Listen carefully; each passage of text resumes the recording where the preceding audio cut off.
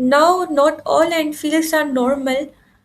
कुछ abnormal end feels भी होती हैं जो कि हमें रेजिस्टेंस देती हैं, सेंसेशन एक eight the end of range of motion हमें मिलती है जो कि नहीं होनी चाहिए नॉर्मली। ये एक ऐसी रेजिस्टेंस है, एक ऐसी सेंसेशन है जो कि हमारे रेंज ऑफ मोशन के एंड पे हमें मिल रही होती है, और ये वो नहीं है जो कि एक्सपेक्ट करनी चाहिए at the end of range of motion.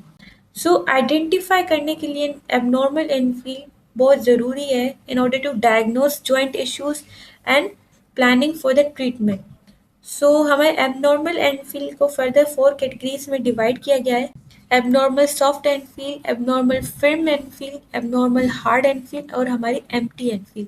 ये 4 कैटेगरीज है हमारे एबनॉर्मल एनफील जो कि नॉर्मली जॉइंट में नहीं मिलती, एबनॉर्मली हमारे जॉइंट रेंज ऑफ मोशन में हमें मिल रही होती है। Whenever you feel a soft end feel in a joint where it shouldn't be, this might indicate issues like edema or synovitis.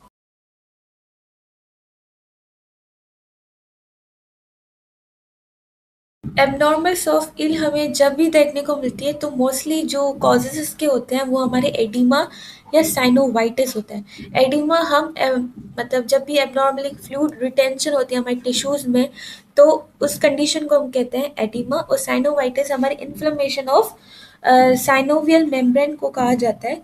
तो ये दो कॉजेज है जो कि सॉफ्ट एनफील कॉज करते हैं। सही है।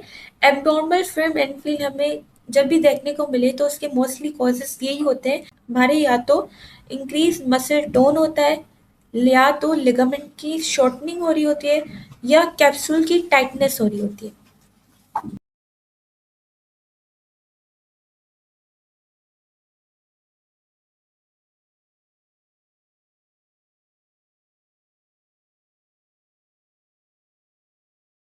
नॉर्मल फिल्म एनफील के जो कॉजेज होते हैं वो हमारे इंक्रीज मसल टोन, लिगामेंट्स की शॉर्टनिंग या कैप्सुलर टाइटनेस होते हैं। सही है।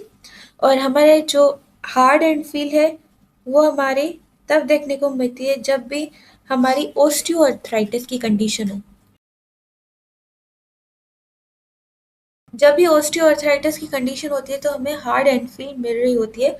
सो ओस्टियोआर्थराइटिस हमें पता है कि ओस्टियोआर्थराइटिस वो कंडीशन है जहाँ पे हमारे जॉइंट जो सरफेसेस हैं उनके बीच में स्पेस कम हो जाती है और वो फ्रिक्शन उनमें ज़्यादा हो जाती है, जिसकी वजह से वो आपस में रगड़ खा खा के वो डैमेज हो जाते हैं और वो बिल्कुल रेजिस्टेंस है वो इंक्रीज हो जाती है। तो इसी वजह से जब भी हम रेंज ऑफ मोशन परफॉर्म करते हैं इन ओस्टियोआर्थराइटिक जॉइंट, तो जो नॉर्मली जो रेंज ऑफ मोशन होती है उससे पहले ही हमें हार्ड एंड फील हमें मिल जाती है जो कि नॉर्मली वहाँ पे नहीं होनी चाहिए। तो इसी को हम कहते हैं abnormal hard and feel. Empty end feel हमारी वो फीलिंग है जो कि किसी रेजिस्टेंस की वजह से नहीं होती, बल्कि pain is the cause of empty end feel. और ये पेन कुछ चीज़ों की वजह से हो सकता है जिसकी वजह से हमारी further range of motion limit हो रही है, लाइक acute inflammation,